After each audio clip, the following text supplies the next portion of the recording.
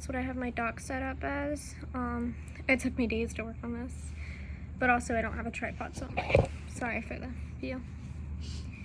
Today we are covering the heinous case of Samuel Little, supposedly the most horrid and prolific serial killer, claiming to have killed 93 people, and it has been proven that he killed 60. I don't even know how someone could go years killing so many people, almost hundreds. It's just utterly insane. It's been confirmed that Little killed from 1970 to 2005, but it is a possibility that he killed from 1960 to 2012, which is like an insanely long time to go killing people without getting caught. He killed in California, Texas, and Ohio, and possibly some other states that are unknown yet. Well, probably always going to be unknown since he's dead.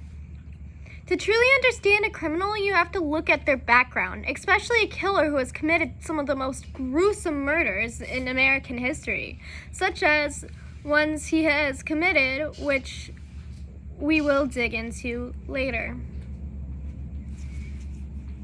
But first, we do a deep dive into Little's childhood, which is filled with abuse and abandonment. When Little was only a baby, his mom, who was a teenage prostitute, abandoned him, which led to Little to be raised by his grandma, who also abused him. Little looked to drugs and alcohol from a young age to escape his torment in his life that he had with his grandma, and to escape the abuse, which, just ignore my dogs, which is common in most cases of, usually a killer doesn't just snap out of nowhere. There's usually a trigger, and it appears that his trigger has been on since he was very young. Believe it or not, Little did have surviving victims. One second.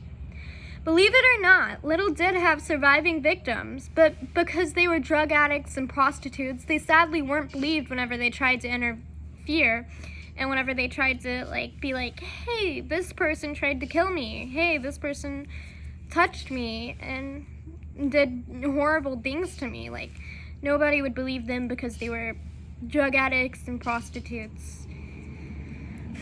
If the people involved in that case would have just investigated the crimes from the standpoint of the women trying to protect other women, then Little probably wouldn't have been able to go on to have the most amount of victims in America.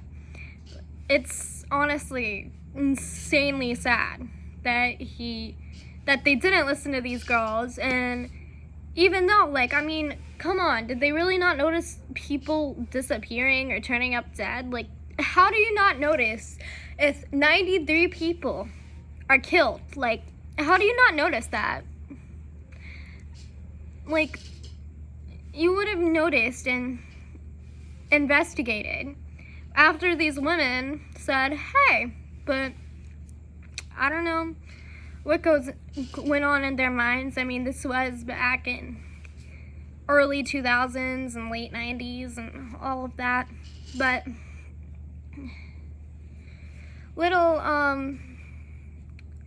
claimed to have strangled all of his victims, but some victims were found with overdose and other accidental or unknown causes, and some bodies were never even discovered, which is insanely disturbing. He also SA'd his victims, and it's truly sad. If the investigators would have believed these girls, then he would have been, locked up a long time ago, and there wouldn't have been so many victims. It is a truly horrific case, but thankfully, Little was sentenced to He was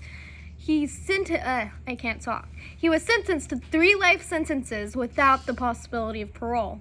But who knows how many other monsters are lurking and waiting for their next victims. If you enjoyed this video and would like more like this, please like and subscribe.